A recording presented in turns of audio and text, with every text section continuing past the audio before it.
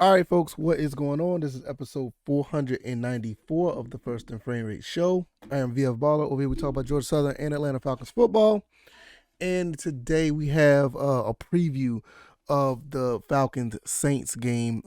Pretty much with this rivalry, you can throw all the stats out the window. You can throw all the X's and O's. I mean, I know you have guys that's on the Saints like Cam Jordan, Demario Davis. Even to an extent, you have the guy that I don't like the name much. Can't even remember his name. Marcus Lattimore. You Marshawn Lattimore. You have guys like that on the team that you have to be wary of, but you don't necessarily talk about these type of guys when these games go. If you want to talk about anyone from our end, I think it's an X factor here is Desmond Ridder. This would be his first game playing in in the NFL as far as a rookie, and he's going to be going up against his rival of the New Orleans Saints. So it's going to be a really big deal for not only him but the Falcons in general. I mean, you're basically looking at a team that's doing a franchise changing move. So we're going to talk about just mainly with Desmond Ridder and a little bit with this team going up against the Saints. So we'll talk about that. If this is your first time here, welcome. I can be found on YouTube and Rumble. I'm also on Anchor, Stitcher, Spotify, Apple, and Google Podcasts. And over here, it's just been a growing movement over here. I mean, a lot of people have been asking questions about the show and what's been going on. Yes, the numbers are looking great as far as YouTube and Rumble. The podcast numbers are moving up as well, but it is around the time of the holiday, so it's not much going on. Plus, my birthday just passed, so not much is going on as far as content because family time, moving things around, shopping, going places. So usually around this year, not just for my podcast but other podcasts as well, a lot of people tend to slow down a little bit, even in the sports world, because sports still go on a lot around the holidays, but content creators pretty much take a backseat a little bit because they have their own lives. But nevertheless, I do want to thank you guys for the support. You guys have been amazing, and I cannot thank you guys enough. So with that being said, we'll go ahead and get into this rivalry. I mean, this is a rivalry that dates back a while. I mean, probably I haven't followed it enough because at one point both teams were like really, really bad. So it was just a rivalry that's like, okay, we played the sorry Saints again. And the Saints probably was thinking like, okay, we played the sorry Falcons again. So, but at the same time, this has been a rivalry that's been going on for at least it dates back to the 70s at least, I want to think. And, both teams have, oh, not both teams, but both cities have a lot of respect for each other as far as the cities. New Orleans, we love New Orleans. New Orleans love Atlanta. We all always, mingle as far as traveling back and forth to the cities because they're very beneficial to, our culture and our livelihood. A lot of things are really, unique, but pretty much the same in various ways. And I think that's one thing we love about each other's city. But as far as the football teams go, we can't stand these teams. I cannot stand I cannot even stand the Saints. I don't like them. I never really liked the team per se. And for them to, pick up Drew Brees and go on a little run, from I think it was like '06 up until maybe now 2000. I want to say the run pretty much lasted up until 20. It was almost a 15-year run, and they were pretty prominent throughout that time. And at the same time, we were pretty decent as well. The Falcons, picked up Matt Ryan in '08, and so it was like a shift to where the teams wasn't really that good until Drew Brees and Matt Ryan came along, and it came to a pretty decent rivalry of sorts. But with that being said, we're now to the point where neither team has a quarterback that they can lean on. I don't even know who the Saints quarterback is. I think is either Andy Dalton, Taysom Hill, James Winston. It's one of those three guys. I don't even know who's starting because, like I said, I don't really look into as much of the ins and out of personnel. There's a few names you want to talk about, but I just look at when the game is played, and I just want to beat this team. just point blank. I mean, you got the Alvin Kamaras of the world, but, we have Tyler Algier. And, I just want to beat this team. For us, we have Desmond Ridder. And Desmond Ridder is going to be our quarterback. It's going to be the first start for him. And it's going to be really interesting because the Saints defense do find ways to confuse quarterbacks. They're not, they're not a terrible defense, but at the same time, they're pretty, respectable. And when you got guys like Demario Davis, Cam Jordan, and, Marshawn Lattimore, you got a couple of guys, Gardner Johnson. You got some guys back there who can actually make a difference in a game if you're not careful. What I expect from Desmond Ridder is something very, very simple. I don't expect him to do much. Probably start off in a game manager role, and if the defense opens up for him, I expect him to be more aggressive. Desmond Ridder does have the tools to be that type of quarterback, and you would want to see that in your quarterback. As far as just having a franchise quarterback, you necessarily don't want a game manager as your franchise quarterback. Don't get me wrong; it's one of the safest things that you can have, but it's not necessarily ideal. You want a guy that can, when need to, not because you have to, when need to be, he could put the game on his back and actually, take over a game or win a game for you. If you rely on that too much, you're going to have a generational talent type of quarterback. And in some cases, you have like an Aaron Rodgers, Pat Mahomes, even Josh Allen is coming to that type of quarterback. Justin Herbert is starting to be that guy as well. And you got a few other guys in the league that are looking like they're going to be that type of guy who has that promise. You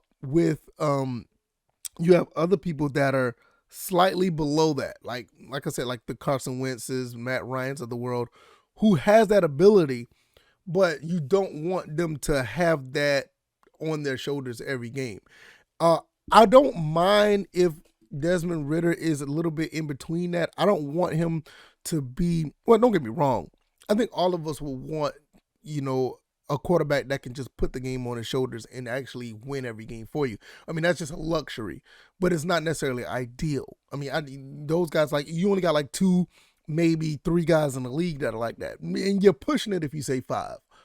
So I think Desmond Ridder could be that guy to be in betweener. So when he goes up against the Saints, if the offense is rolling like that, or if the defense dictates what they're going to give us, I want him to take advantage of that every single time. So with the Saints, you're going to have opportunities. I mean, we had opportunities against them when we had Marcus Mariota on as the quarterback. We had those opportunities, and we were dominating that game.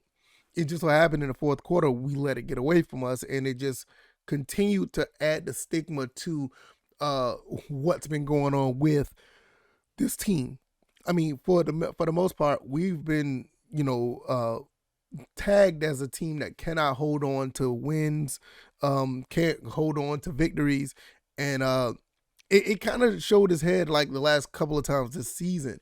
But it was a little bit on a different side of that, where it was a quarterback issue, not necessarily the defense collapsing, because the defense is actually looking pretty good. And if they can once again hold down a offense to 17, 18, 19, 20 points, with Desmond Ridder at the quarterback, I think we should be able to win this game. I see there's no reason why we wouldn't. Desmond Ridder seems like he's one of those type of guys that can actually, put, I ain't gonna say put the team on his back, but take control of a team and take command of a team. And really, that's what you want to see. You want to see if he's going to be able to take command of this offense and direct traffic as far as putting a linebacker, well, not put a linebacker, put the offensive line in place to actually look out for the Mike linebacker, or you have the tight end lined up correctly, the wide receiver lined up correctly. Call an audible when need be. Call a right audible when need be. Wanting guys to run a certain route because he sees the defense somewhere else, or just knowing if he should roll out to the left or the right because he knows where the defense is coming from. Regardless, honestly, I want to win this game, but regardless if you win or lose, if you see that out of Desmond Ridder, you already on the right track of finding the quarterback you want. Now, I know there's already rumblings about us, drafting another quarterback in the upcoming draft. And looking at Ridder and Woodside as our two quarterbacks, I'm not against that. I just want to understand, like, if Ritter's actually able to put down some real good, numbers, or actually show that he can be a leader on offense, I don't see there's a reason why would you draft a quarterback in the first 3 rounds, or you know what I'm saying, or even in the first 2 rounds. You got to understand that you got to have you want this quarterback to build and grow. The quarterbacks that are prominent today, excuse me, the quarterbacks that are prominent today, they're not the same quarterbacks that just had a one and done.